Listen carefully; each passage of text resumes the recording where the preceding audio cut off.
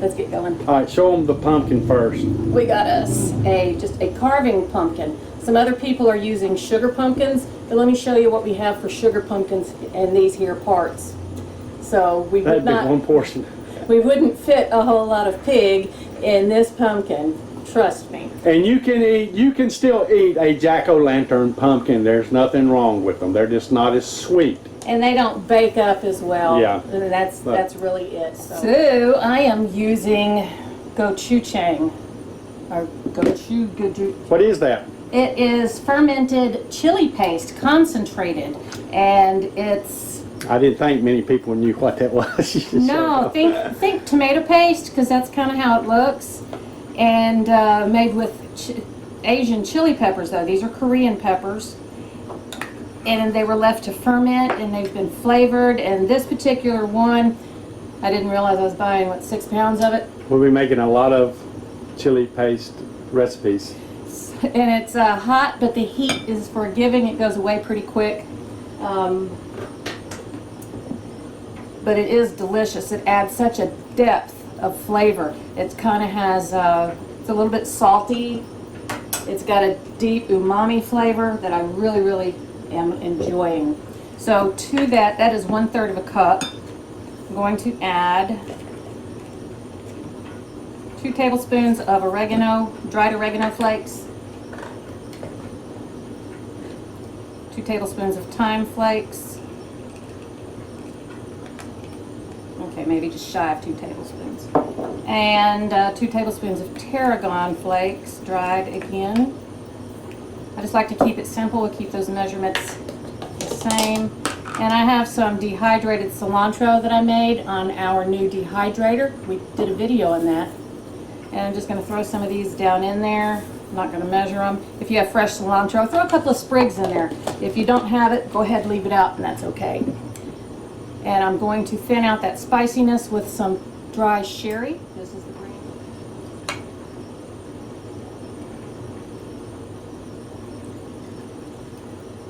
I'm going to add, oh, what the hell?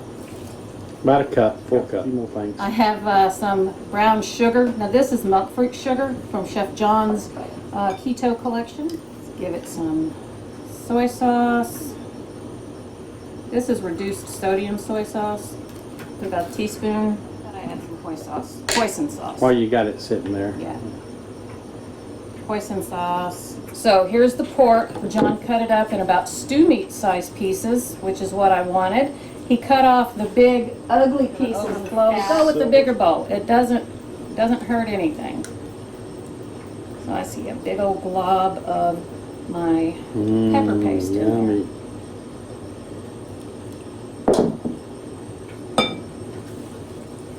Just gonna get in here and mix all that up. We're gonna let this marinate overnight. All right, here's our pumpkin. I'm just going to show you how to cut the top off, because once we get that off, all you want to do is clean it. I made a little mark right here. I'm pretty sure you can see it. Not Rebecca's going to zoom in on it. I want to cut right in between that mark. So when you put the lid back on it, you don't have to guess how it fits back on there good. Does that make sense to everybody? I hope so. Yay, yeah. Yay. All right. So what you want to do, you want it big enough for your hand to fit in, especially if you're going to be scooping this out. You don't want a little hole up here and you can't dig in there. And you kind of want it at an angle, like about like that, so the lid sits back down in there. You don't want it straight and it'll just bloop, bloop. That was a good sound effect. So basically, and like I said, I've got a big hand. I don't know if it's going to be me or Rebecca. I could have probably come up a little bit more, but I just want to make sure we got enough room to get in there and put it, and we still have enough room for all these meat to fit in there. So we're just going to take it down at an angle.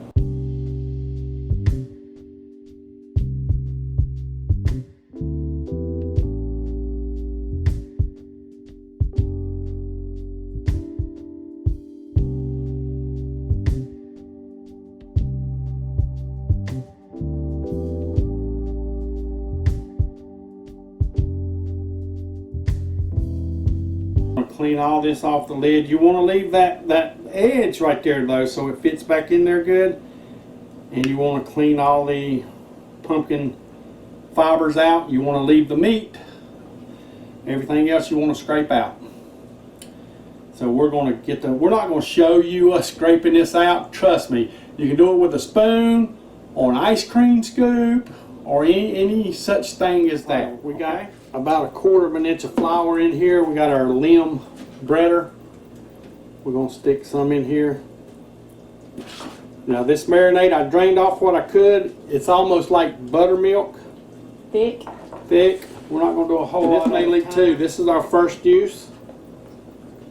So we're just going to bread them. Yep. Look how good that breaded these. Now if you don't have one of these, just do it the old-fashioned way. Just put it in some flour, and or you can put it in a little strainer and shake it off of it. Either way. Paper bag. Paper bag, however you want to do Just it. however you want. And we're just going to do a few of these at a time.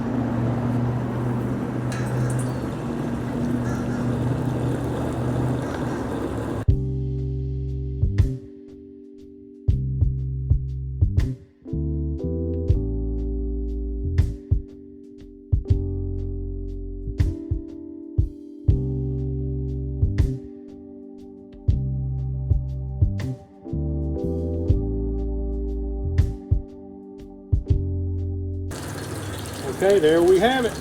We're just going to pull these off, let them drain, get some more on there, and then we get these inside to the pumpkin.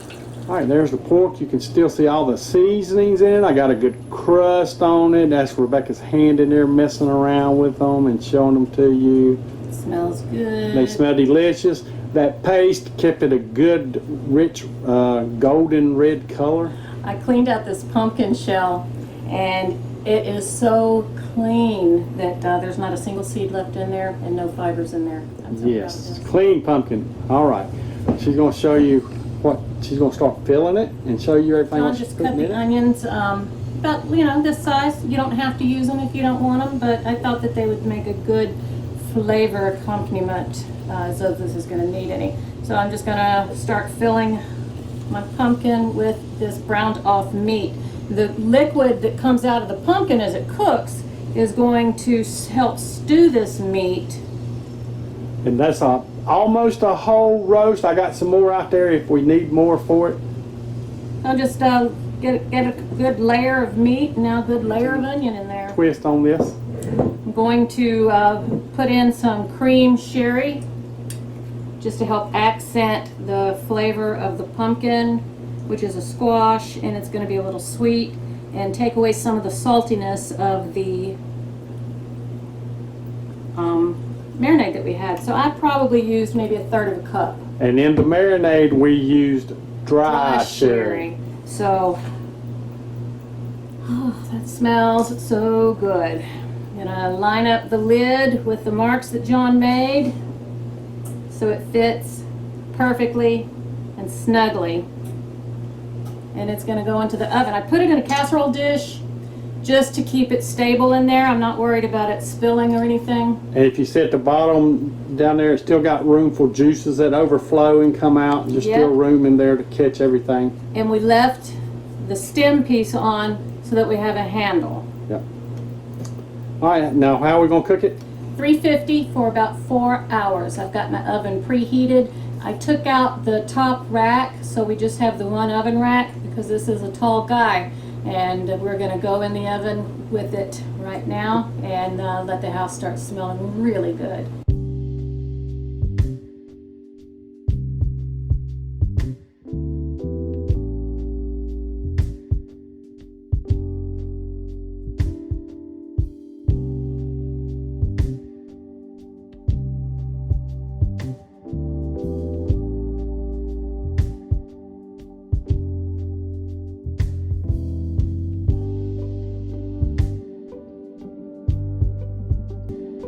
This is creamed spinach with pieces of bacon. It's got sauteed onions, cream cheese, and an Alfredo sauce that came from a jar. It's got all, it's loaded. Yeah, it is. These are green beans cooked in a bell pepper, just for, you know, cuteness.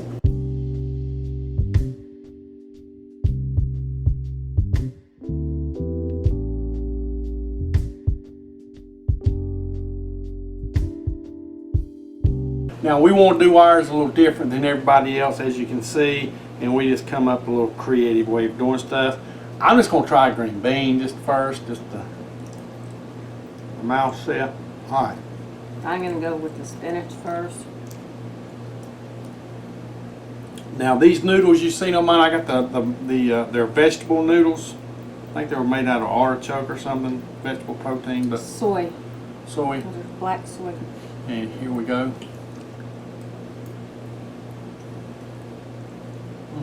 Wow.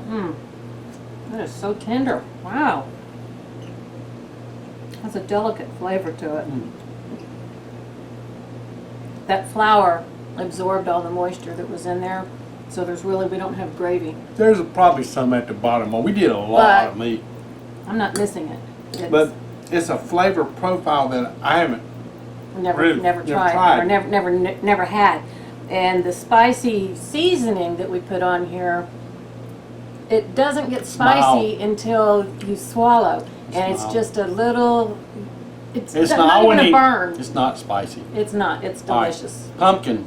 I got some pumpkin right off. Just come right off the top. It fell off the top of the lid. With some butter on it. Man, that's good. And that's a regular jack-o'-lantern pumpkin, but it's still sweet. It's good. Here's the spinach and cream cheese Rebecca made. Yeah.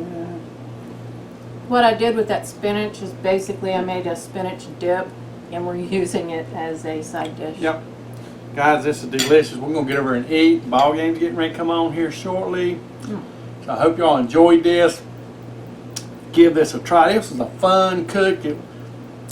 It was easy the way we did it. If you don't have a discada, go ahead and brown it off inside. That discada was just so fast doing all that meat.